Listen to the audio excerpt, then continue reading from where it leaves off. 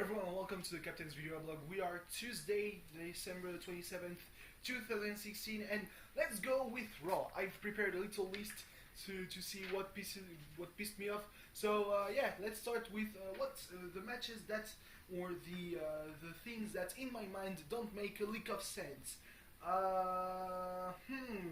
Oh well, we are going. I mean, it's really deep into bullshit territory with Rusev and Jinder Mahal attacking Enzo and Cass. So first off, it was going to be the good old two-on-one assault by the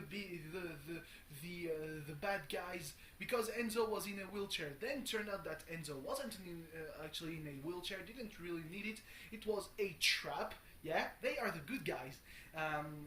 So Enzo just dispatched Jinder Mahal, and it was a two-on-one on Rusev by the good guys. Yeah, sure. I mean, the whole thing is pretty nonsensical by itself. Why is Rusev the bad guy in that situation? I don't know. But having the tables turned on Rusev like that, yeah, no. Then well, I mean, it's just like everything until the end, besides the cruiserweight match, just doesn't make sense. So let's continue with the Shining Stars versus Bo Dallas and Darren Young. So why did it happen? Because the Shining Stars disrespected Bob Backlund on a Facebook live stream. Ha ha ha! 2016. So they actually offered him to take some time off at their timeshare in Puerto Rico because he's an old guy. So yeah, the match didn't go anywhere. And looking ahead, where was this match going to go? Where was this rivalry going to go? Like Bo Dallas just tagged along because of the sensitivity training classes. After that, what would have happened? What would have happened? Nothing. That's what. Nothing happened because Braun Strowman arrived, killed Bo Dallas with a Christmas tree, cleared the ring, threw Darren Young into Bob Backlund, and then once that was done, the Shining Stars and Bo Dallas had miraculously recovered, so he threw stairs onto them. Moving on to a match that was set up at the beginning of the night. We'll come back to that later. Braun Strowman versus Seth Rollins. Seth Rollins wanted some payback for the end of Raw last week, and he got dibs because Stephanie McMahon didn't want a one night only Shield reunion. Yep. So yeah, he got beat up pretty heavily by Braun. Yeah, then the match didn't go to an end because he was outside, and Sami Zayn arrived. Braun had been looking for Sami Zayn all the night until he was offered a last man standing match against Sami for next week to motivate him to fight Seth Rollins. And yeah, Sami Zayn threw Strowman 3 times into a ring post, which should have been a disqualification, not a no contest. Yeah, so then there was a little chase, and Seth Rollins got hit twice by a code breaker by Chris Jericho, because yeah, to each their own. You just don't cross the streams, I guess. So yeah, after that, Gallows and Anderson defeated the Golden Truth. Like, this match happened because of a very disgusting, it was a could have been a touching segment. It turned into a disgusting one, and I know that they ran the segment through Goldust to have it approved so that they could actually have it happen. Doesn't make it any less disgusting. So yeah, it happened because Bayley gave as a belated Christmas present to Goldust a Bayley bear dressed in polka dots. Because Dusty Rhodes, she liked Dusty Rhodes a lot. So that if she was in that situation, it was thanks to Dusty Rhodes. So she gave the Bayley bear to Goldust, and it was very touching. Like, all the arena, it went, "Aww." And then, the club arrived, Gallows said nerds, and Anderson ripped the head off the teddy bear. Yeah. The match in itself, yeah, I mean the Golden Truth had the upper hand pretty much all through the match, and then um, they lost because of a ever so slight distraction. Yeah, so it's a really cheap win. And where is it gonna go? Probably nowhere. You know why? Because the New Day lost their rematch. The first thing, the first match in the night was a rematch for the tag titles, and Cesaro and Sheamus retained. And once again, it was thanks to a fake tag, like at Roadblock, it was a tag that didn't happen, that duped Kofi Kingston, and this time it's a tag that happened that duped Xavier Woods, and therefore the New Day, they are out of the equation. But maybe Gallows and Anderson are going to be the next number one contenders, or maybe there's just not going to be something to determine who will be the next number one contenders for the tag titles. But either way, I don't see the thing with the club and Gallows and the Golden Truth really going anywhere. It just doesn't make sense. And then the US title match, so that also was set up early in the evening by, in the opening segment by Stephanie McMahon.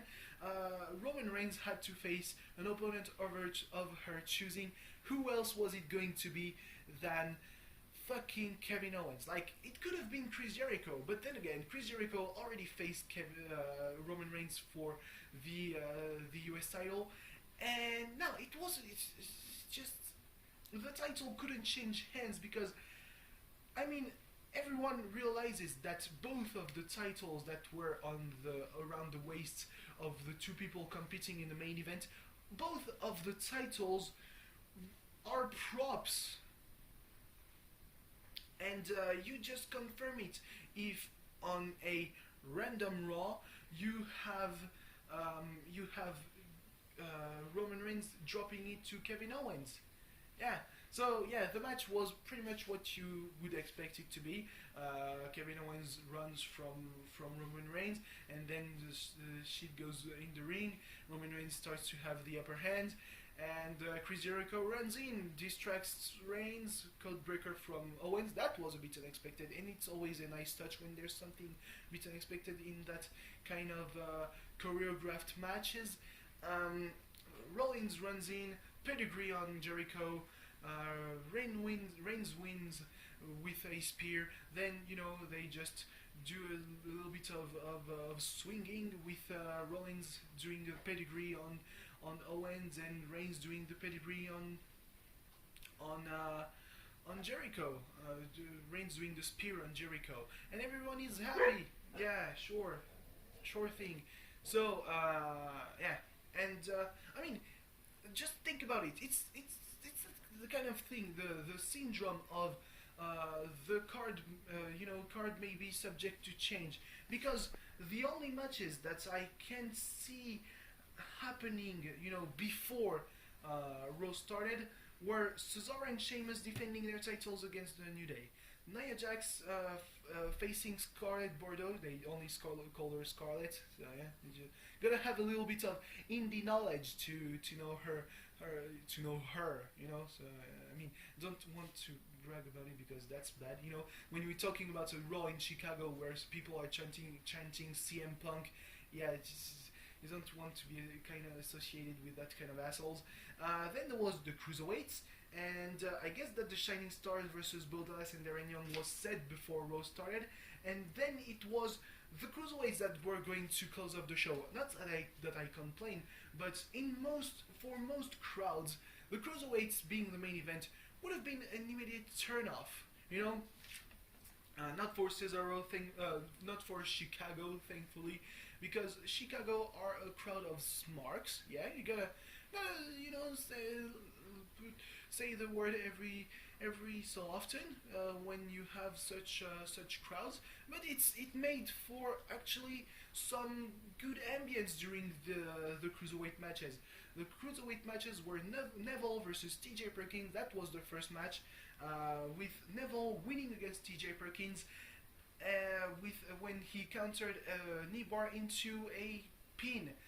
he had to do a double take, so I guess they kind of cheapened the victory. But still, he won, and that's the big thing. He won, and and there were chants for Neville, there were chants for T.J. Perkins, there were chants for Austin Aries. So yeah, just bad habits.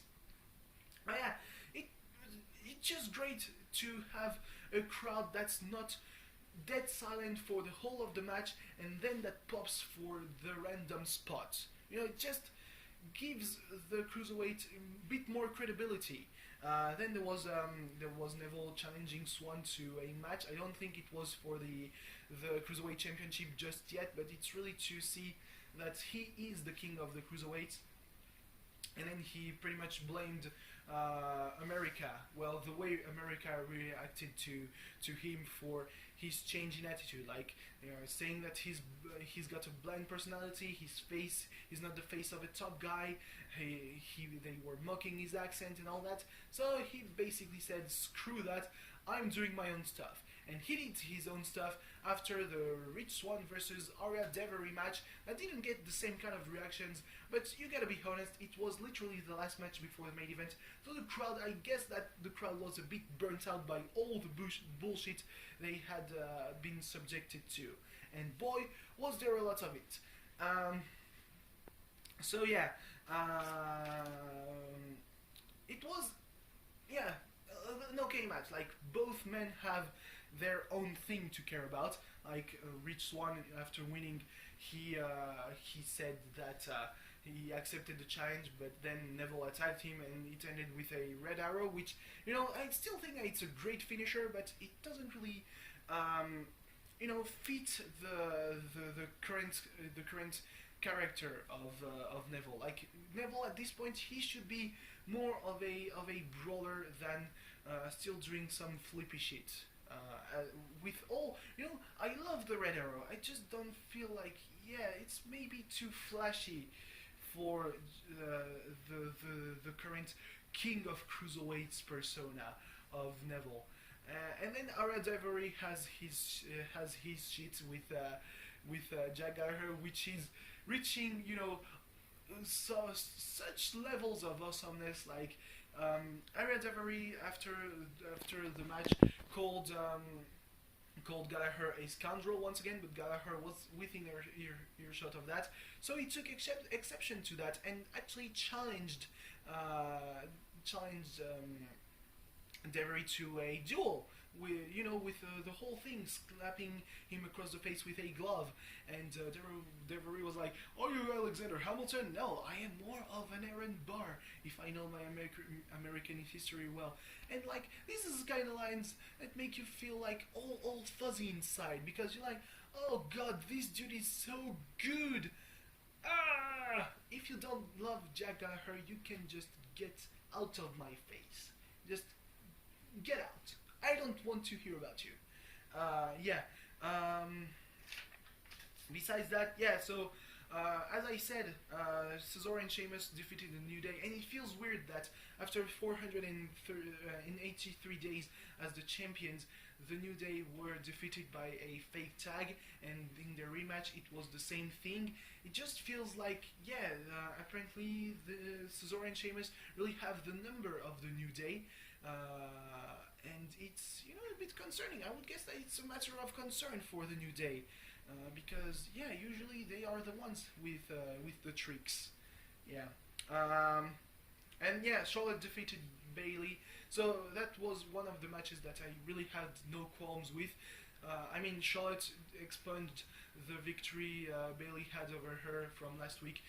Expunged it from the history books because she has a good lawyer, and then she said that because I have a good lawyer, I'm gonna have a fair official, and the fair official is Dana Brooke.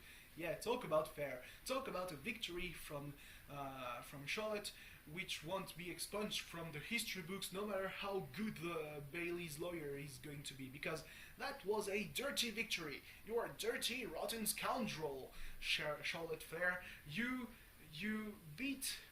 Not only did Dana Brooke did a fast count, Charlotte also found it, just fair to have the feet on the ropes. Yeah, sure, why not? And also, I'm a bit afraid, that they are going to do the same thing as with Sasha Banks, having the title, having Bailey win the title on Raw and having Charlotte winning back on a pay-per-view. And I feel like it's going to be that all the way to WrestleMania, and it just doesn't feel right because that's 4 months of that.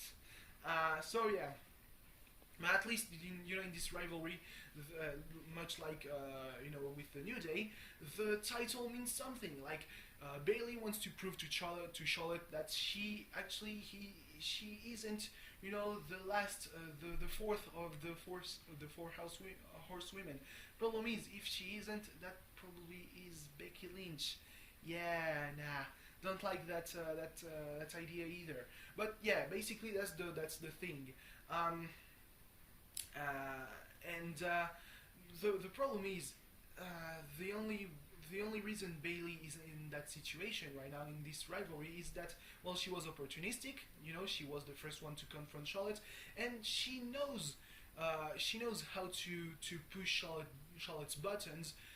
Because she actually tricked Charlotte into being pissed at her. So yeah. Also, yeah. Well, the thing about Nia Jax versus Scarlett Bordeaux. So Scarlett has apparently been inspired to get in the ring by Sasha Banks, and yeah, if all the way until Sasha's return, Nia Jax faces women who have been inspired by Sasha, it's going to get a bit old. Like, obviously, she's not going to kick all of her opponents in the ovaries to start of the match, and she's not going to end with a leg drop after telling her opponents to get a better role model next time. But nah, I mean, yeah, everyone fighting for Sasha is just going to be because I want Sasha to be out, off TV for the most time. She really has to sell to the nursing of that injury to make it a bit realistic. But yeah, no, I'm not sure that we will survive all of that. Anyway, so yeah, that was Raw with which opened with CM Punk chants because of Stephanie McMahon just showing herself, and she was like, "Haha! If you can last for 2 minutes and 15 seconds, then you'll have lasted more than CM Punk, one more second than CM Punk did," which is, it sounds like a great jab to do at the crowd and at Chicago. But the more you think about it, the more it sounds like a woman who has, well, a person who has a personal grudge, against another person, and after almost 3 years, she just can't let it go, and that sounds very bad. Like, her whole thing sounded scripted. When Rollins came out and he was like, "Yeah, for Christmas, did you get Triple H his manhood back?" She was like, "When you go low, we go high." Yeah, sure, go for the Michelle Obama quote because you're in Chicago. That will earn you sympathy points. Not. So yeah, just Stephanie McMahon. You can just hear when what she says is scripted and what she says is not scripted, and that opening promo was just so scripted. So I guess that it's not really worth my time to get pissed, because I'm already pretty pissed at myself. Look at that. It's 4:15. Oh no, it's almost 5 in the afternoon, which means that at this point I have been awakened for almost 20 hours. I woke up at 7 p.m. yesterday, and I've taken my medication only twice, because I'm like, I haven't slept, so I guess I cannot take my breakfast just yet and have my third take of the day. I don't know, just vain excuses like that, because I have to take my medication 3 times a day, and 3 times have to be during meals. So yeah, just and meals, you just cannot take them every 2 hours or 4 hours. You just gotta time to do the digestion thing. So 6 hours. Yep. I don't know why I'm laughing. I'm just a bit nervous. Like, I'm highly disappointed in myself. Because the thing about the medication, I wanted to go see Rogue One at the cinema yesterday, and I fucked up the thing with the internship applications. I clicked the send button, and I didn't. I just closed the tab before. Probably the form reloaded because I had taken too much time to fill it out. I guess that's the only thing that crosses my mind as to why I haven't received the confirmation, the automatic confirmation email that must be sent when you click the button send.